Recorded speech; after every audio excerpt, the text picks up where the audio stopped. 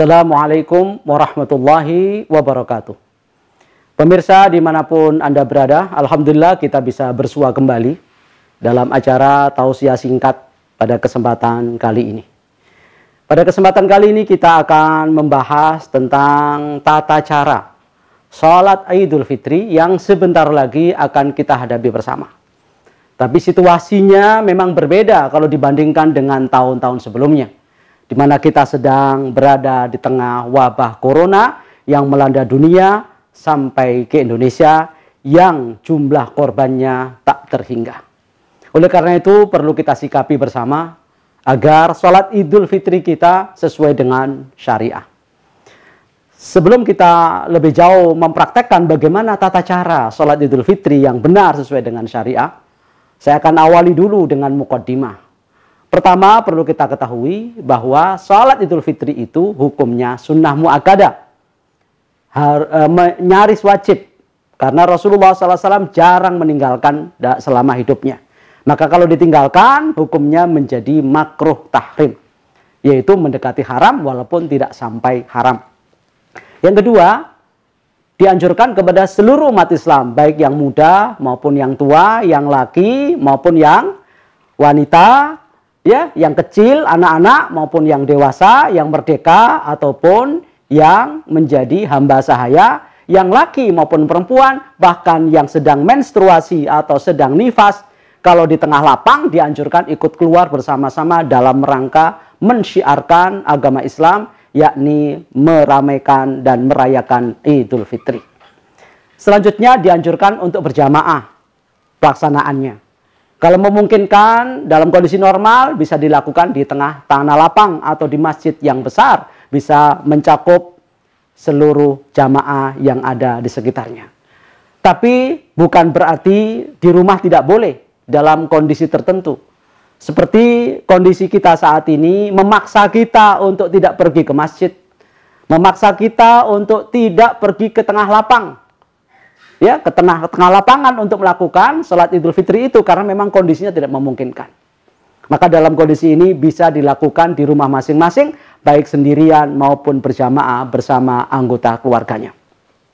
Lalu pada malam takbiran atau malam tanggal 1 Syawal atau menjelang hari raya, tetap saja disunahkan kita untuk membaca takbir, tahmid, dan tahlil sebagaimana dalam kondisi normal, baik yang mau berjamaah sholat Idul Fitri di tengah tanah lapang maupun di masjid ataupun di rumah, sunnah ini tidak berbeda. Ya. Lalu sebelum kita laksanakan sholat Idul Fitri, baik yang ada di rumah maupun di tanah lapang ataupun di masjid, sunnahnya tetap sama, tidak ada beda dengan yang lain. Yaitu dianjurkan pertama adalah mandi seperti mandi besar. Sebagaimana kita mau sholat Jumat, juga mandi sekujur tubuh, dibasahi agar segar, bersih, suci, dan jernih.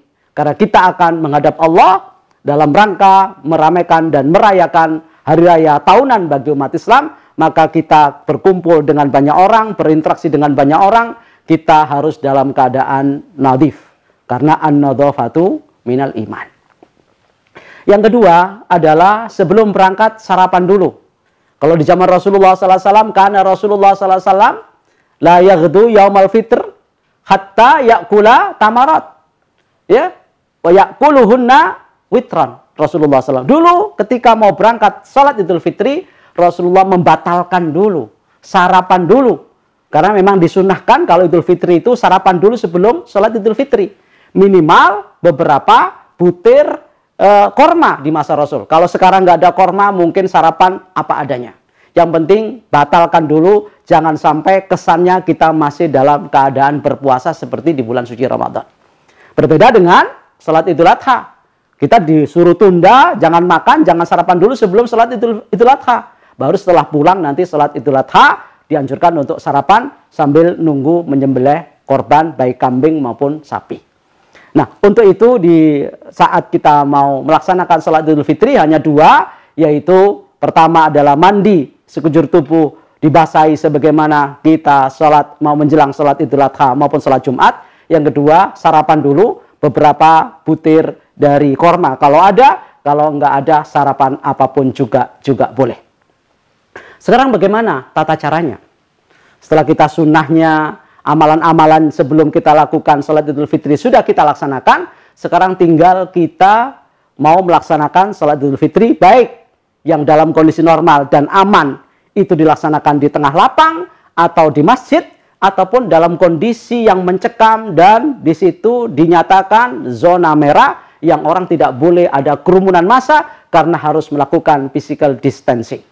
Kalau tidak, maka akan terkena virus dari orang lain, atau kalau enggak, kita yang akan menebarkan virus kepada orang lain. Maka di luar atau di dalam rumah prakteknya sama.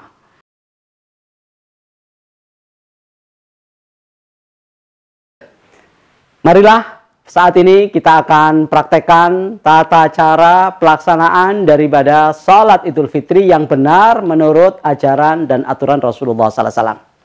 Seperti yang kita tahu bahwasanya ya, sholat Idul Fitri itu dianjurkan oleh Rasulullah dan disunahkan oleh Rasulullah 2 rakaat.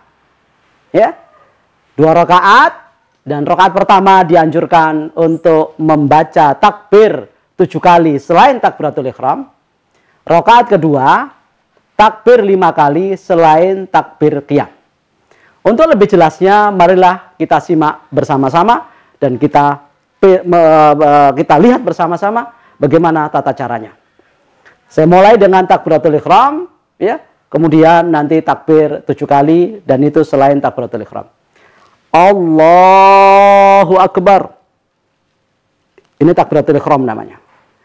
Lalu dilanjutkan dengan takbir 7 kali.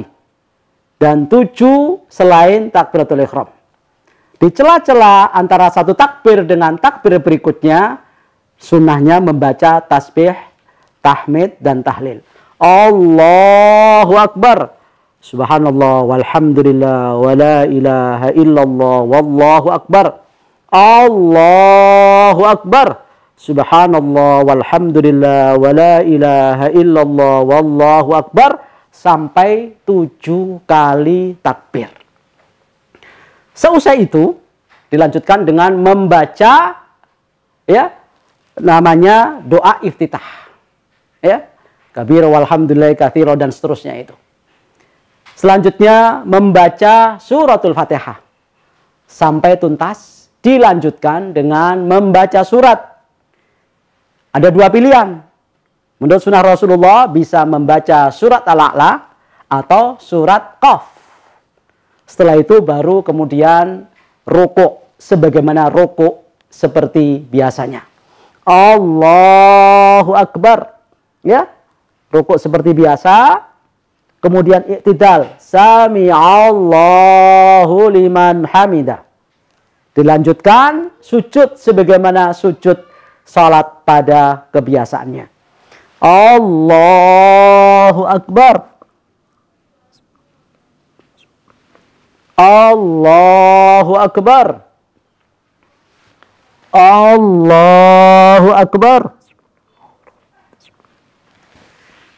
Allahu Akbar. Nah, inilah namanya takbiratul qiyam. Takbir dari berdiri dari sujud. Nah, ini tidak termasuk dari 5 takbir pada rakaat kedua. Maka selanjutnya adalah kita akan takbir 5 kali setelah takbiratul qiyam. Allahu Akbar. Di celah-celah takbir ini sama seperti takbir yang rakaat pertama tadi 7 kali. Di celah-celahnya dibaca ya tasbih, tahmid, dan tahlil. Allahu Akbar. Subhanallah walhamdulillah wa la ilaha illallah wallahu akbar. Allahu Akbar. Subhanallah walhamdulillah wa la ilaha illallah wallahu akbar, sampai 5 kali. Seusai itu kita lanjutkan dengan membaca suratul Fatihah.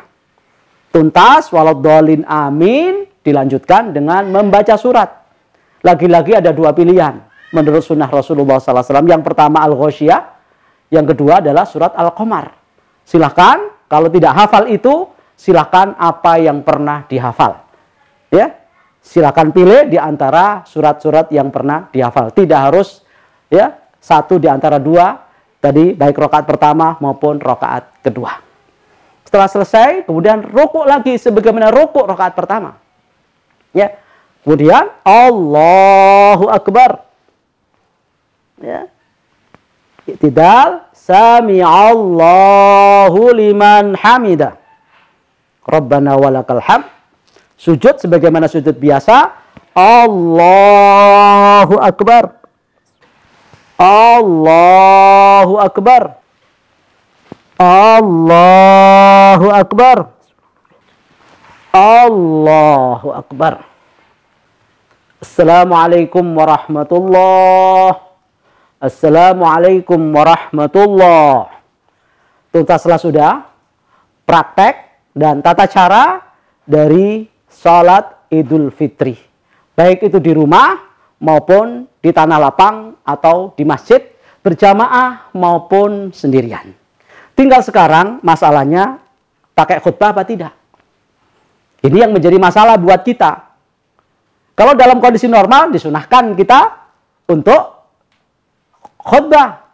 Karena itu sudah menjadi kebiasaan dan tradisi Rasulullah SAW bertahun-tahun. Ya, sebagaimana yang diungkapkan oleh Ibnu Abbas. Bahwa syahidtu Rasulullah wa Abu Bakrin wa Umar wa Uthman kanu yusalluna al-Aid qabla al-khutbah. Saya pernah menyaksikan Rasulullah bersama Abu Bakar, bersama Umar dan Uthman salat Idul Fitri sebelum mereka khutbah. Inilah yang menjadi landasan bahwa orang yang setelah menyelesaikan salat Idul Fitri baik berjamaah di luar rumah ataupun berjamaah di dalam rumah bersama keluarganya, baik itu hanya 2 orang, ya, dengan suami istri atau dengan keluarga yang lain, kalau itu berjamaah dianjurkan ada khutbah Idul Fitri. Sebagaimana yang dilakukan oleh Rasulullah SAW bersama para sahabatnya. Tapi pilihan kedua bisa jadi karena itu di rumah dan tidak bersama massa yang cukup besar, jamaahnya tidak begitu banyak, sehingga tausiahnya tidak banyak didengar banyak orang, maka ada pilihan yang kedua sebagaimana yang dilakukan oleh Anas bin Malik, tidak perlu ada khutbah Idul Fitri. Ini yang dilakukan oleh Anas bin Malik. Dulu pernah beliau sholat Idul Fitri di rumahnya bersama keluarga dan hamba sahayanya. Setelah selesai sholat Idul Fitri tanpa ada khutbah.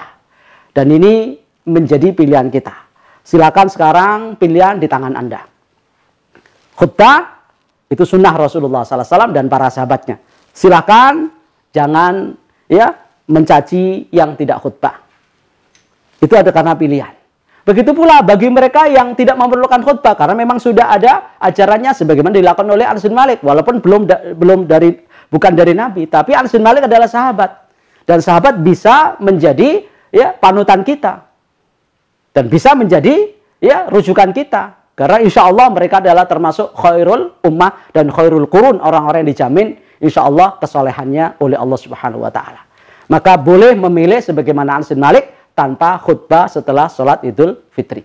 Nah, inilah secara singkat tata cara bagaimana kita melaksanakan sholat Idul Fitri, baik amalan-amalan sebelumnya dengan mandi dan sarapan dulu, kemudian sholat 2 rakaat, takbir rakaat pertama 7 kali, takbir rakaat kedua 5 kali, lalu diakhiri salam dan dilanjutkan dengan khutbah bagi yang mau dan berkeinginan, dan bagi yang tidak mau silahkan karena ini hukumnya sunnah. Sebagaimana Rasulullah katakan, inna nakhtub faman ahabba ayyajlisa falyajlis wa man ahabba ayyadhab falyadhab.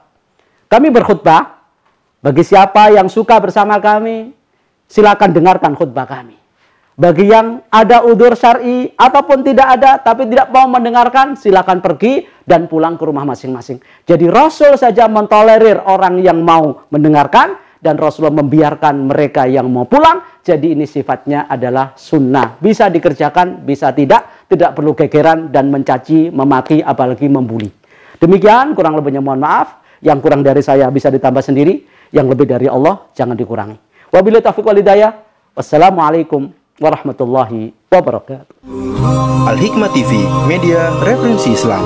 Dapat diakses di www.alhikmatv.com dan Play Store Android Al-Hikmah TV.